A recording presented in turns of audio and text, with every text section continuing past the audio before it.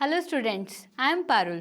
हमारा first question है what is the composition of air. Air is a mixture of oxygen, nitrogen, water vapour, carbon dioxide and also few other gases. इनके अलावा भी बहुत सारी gases हैं जिनके बारे में आप पढ़ेंगे अपनी नेक्स्ट क्लासेस में। अब हम देखते हैं एयर में और भी कुछ प्रेजेंट होता है। सो वो क्या है, air also contains some dust particles. तो उसमें क्या है, डस्ट पार्टिकल्स भी प्रेजेंट होते हैं।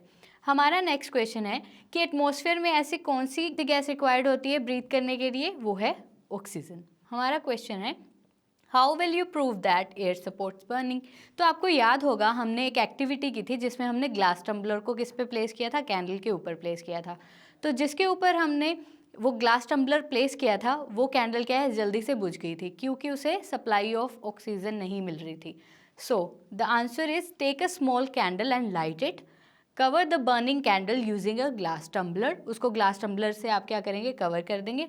आफ्टर फ्यू मिनट्स आप क्या देखेंगे, वो जो बर्निंग कैंडल है वो क्या हो जाएगी, एक्सटिंग्विश हो जाएगी, बुझ जाएगी। Because the supply of air required for burning, जो उससे रिक्वायर्ड थी बर्निंग के लिए ऑक्सीजन की सप्लाई, वो क्या हो जाएगी, अब बंद हो जाएगी due to the glass tumbler. So the burning of a candle is also stopped, burning भी बंद हो जाएगी। जितनी देर तक उसे एयर मिल रही थी, ऑक्सीजन मिल रही थी, तब तक वो बर्न कर रही थी। लेकिन जैसे ही उसे ऑक्सीजन मिलनी बंद हुई उसने बर्न भी नहीं किया।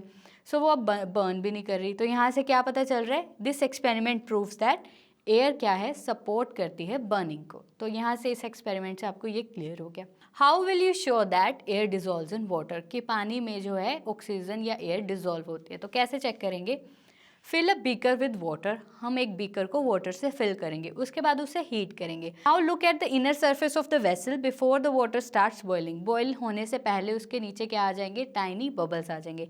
You will be able to see tiny bubbles inside because on heating water, जैसे हम उसको हीट करेंगे जो एयर है वो डिजोल्व इन द वाटर, जो एयर पहले से वाटर में डिजोल्व थी वो एस्केप हो जाएगी in the forms of bubbles, उसके बबल्स बनने लग जाएंगे। अब हम चलते हैं हमारे नेक्स्ट क्वेश्चन पे। हमारा नेक्स्ट क्वेश्चन है, जैसे ही आप कॉटन को जब वाटर में डालते हो तो वो श्रिंक क्यों हो जाती है। सो the answer is lump of cotton wool when dipped in water. जैसे ही आपने लंप ऑफ कॉटन वूल को किस में डाला, वाटर में डाला, it replaces the air from the gaps between the cotton fibres. अब कॉटन फाइबर्स के बीच में क्या था, गैप था। जैसे ही हम वाटर में उसको डिप करेंगे तो वाटर क्या करेगा, वो स्पेस जो है वो खुद ऑक्यूपाई कर लेगा। इट रिप्लेसेस द एयर, उसने रिप्लेस कर दिया। उसके बाद क्या होगा, making the cotton lump heavy. अब जैसे ही आप कॉटन को वैसे उठाएं तो वो बहुत हल्की है, लेकिन अगर आप उसको वाटर में डिप कर दें तो उसके बाद वो क्या हो जाती है, उसका वेट इंक्रीज हो जाता है। और फाइनली अगर आपको उसको श्रिंक करेंगे तो वो श्रिंक हो जाएगी एंड द एयर गैप्स जो हैं वो रिमूव हो जाएंगे।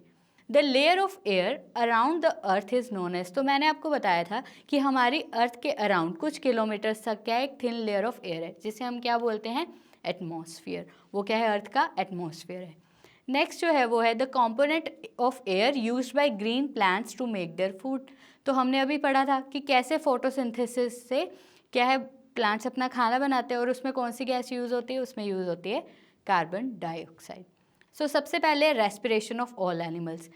जो एयर है उसमें क्या है, ऑक्सीजन प्रेजेंट है जो हमें रेस्पिरेशन के लिए चाहिए। ऐसे ही फॉर फोटोसिंथेसिस इन प्लांट्स, अब जो एयर है उसमें क्या प्रेजेंट है, कार्बन डाइऑक्साइड भी प्रेजेंट है जो किसके लिए रिक्वायर्ड है, फोटोसिंथेसिस के लिए रिक्वायर्ड है।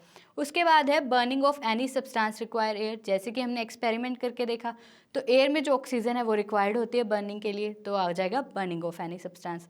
उसके बाद है फॉर विंड मिल्स, जैसे हमने विंड मिल्स में देखा था कि कैसे विंड जो है, एयर जो है वो रिक्वायर्ड होती है विंड मिल की प्रोसेस के लिए, उसकी मूवमेंट के लिए। अब हम बात करते हैं लास्ट में है dispersal of seeds and pollens of flowers. तो जैसे मैंने आपको बताया था कि सीड्स जो है वो हवा से उड़ के कहीं और गिर जाते हैं और वहाँ पर ग्रो करने स्टार्ट हो जाते हैं। तो यहाँ क्या है, इसका भी एयर का रोल है। अब यहाँ पर भी क्या है, एयर का इंपॉर्टेंट रोल है। How do plants and animals help each other in exchange of gases in atmosphere. जो एनिमल्स हैं और जो प्लांट्स हैं वो कैसे जो है एक्सचेंज करते हैं गैसेस को इन द एटमॉस्फेयर। तो हमने ये देखा था कि प्लांट्स जो हैं वो क्या करेंगे, फोटोसिंथेसिस में यूज़ करेंगे गैसेस को, और हम कहाँ यूज़ करते हैं, एनिमल्स यूज़ करते हैं उसको रेस्पिरेशन में। तो इन दोनों प्रोसेस से क्या है, एक्सचेंज ऑफ गैसेस होता है। सो the answer is animal use oxygen, animal क्या यूज़ करते हैं, ऑक्सीजन ड्यूरिंग किस प्रोसेस में यूज़ करते हैं? In the process of respiration. और हम ब्रीद आउट क्या करते हैं? हम ब्रीद आउट करते हैं कार्बन डाइऑक्साइड। तो यहाँ पर हमने क्या किया? हमने इनहेल किया ऑक्सीजन को और एक्सहेल किया कार्बन डाइऑक्साइड को। ऐसे ही जो ग्रीन प्लांट्स हैं वो क्या करते हैं? जब फोटोसिंथेसिस करते हैं सो वो क्या करते हैं? रिलीज़ क्या कर रहे हैं? ऑक्सीजन, और इनहेल क्या कर रहे हैं? कार्बन डाइऑक्साइड, जिससे क्या एक बैलेंस बना रहता है। तो इन दो प्रोसेसेस से, रेस्पिरेशन एंड फोटोसिंथेसिस से, एक बैलेंस क्रिएट होता है।